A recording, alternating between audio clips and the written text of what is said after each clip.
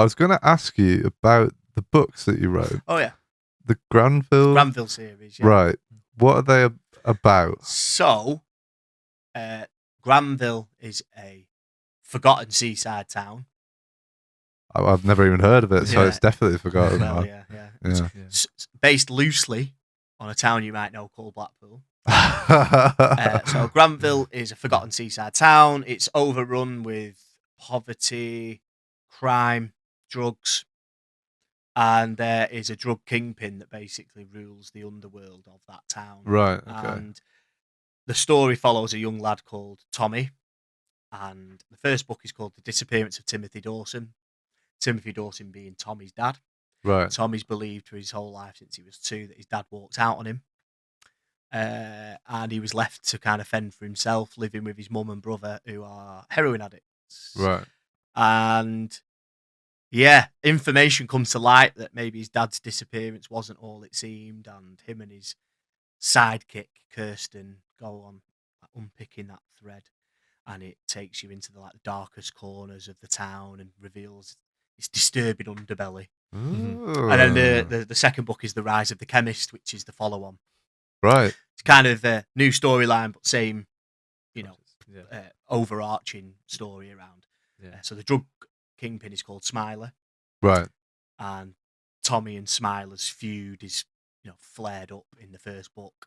But the second book is about Tommy finding himself catapulted into the middle of trouble again, which is there's a new synthetic drug called Charge, which is teenagers ODing on, basically. Right. And Tommy finds himself right in the middle of that, and kind of Nice, all about man. that unfolding, really. And what sparks you to write those books? So, I think I had this particular story in me somewhere. Yeah. And I was at like a workshop at the Grand Theatre in Blackpool, which is to do with my other job, my youth work job. Yeah. It's all about building resilience through creative arts. And the last 5 minutes, they just said, we want you to focus on you for 5 minutes and just write a creative pledge to yourself for 2017, it'll have been.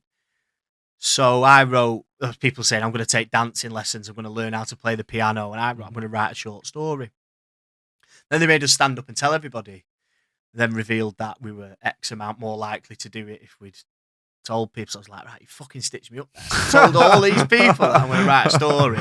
And I thought, no, fuck it, actually. You've meddled around with this idea of wanting to create something for a while. Yeah. When I was a kid and I remember reading, I use this as my opening gambit when I go to schools and say, never forget that first book that I read independently. I'd love to stand here and say it was one of the classics like Lord of the Flies or Of Mice and Men. But unfortunately, it wasn't. It was Goosebumps. And, hey, nothing wrong I with lived Goosebumps, for that book, man. Yeah, great. The little bumpy cover and that. Yeah. Phantom in the Auditorium. And I was like, I want to fucking create that. I want to do to somebody else what that book has just done to me. Yeah, And obviously yeah. I was 10. This was pre-Warbeck, which was the all-boys school that I referenced before. And, you just lose that spark. Yeah. Survival takes over and kind of get more involved in different things, and that kind of slipped. So when I was presented with this opportunity, I was like, oh, you twisted my arm. I'm going to have to write this story now. I think there was part of me that was like, been waiting for this opportunity. Yeah. And then I had certain things that I wanted to write about. I wanted to talk about, growing up. My brother's a recovering heroin addict, so growing up was tricky. Yeah. We had a great relationship. We've got a great relationship. But there was a middle period where that was difficult. Living at home with him whilst he was going through a lot of stuff. Withdrawing 1 minute, back, got missing the next, prison, rehab, all that kind of stuff. And I kind of wanted to write about that, but without writing about it, if you know what I mean. Yeah, so yeah. You reference there that Tommy's older brother was a heroin addict. So a lot of my influence, like Tommy's not me and Derek's not my brother, but the relationship that they've got is scarily accurate to the relationship that me and my brother have had over the years. And there was just certain things that I wanted to write about, and I just created these characters and this story where I could write about real things and hide behind fiction. Right. Okay. And I guess that's where this idea of using your lived experience in your writing can be really powerful, and it can be really effective, because I kind of accidentally bumbled through it and started chatting to someone about self-publishing or publishing, and said, "Oh, do you know you can self-publish?" I'm like, "No, I didn't know that." "Oh yeah, Amazon do it." Boo. It was back when Amazon were all right, before you realised all the kind of unethical shit that goes on. But anyway, don't judge me, please. I'm just a poor independent author. So I did it. I fucking uploaded my manuscript, created a front cover, which was a picture that my neighbour took, and just said, "Can I use that?" Right. Because I saw it and I was like, "That's the front cover of my book." Yeah.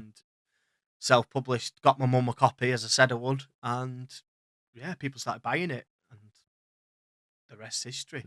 Are you gonna? Is there any more in the Granville series? There's 3/4 of the third one. Oh, you've started writing it then? I started it a while ago. Okay, yeah. But since baby number 2 came along, Of course. that's what I was saying before about that instant gratification of poetry. I'm getting what I need from that in terms of therapeutic processes, connection with other people. Yeah.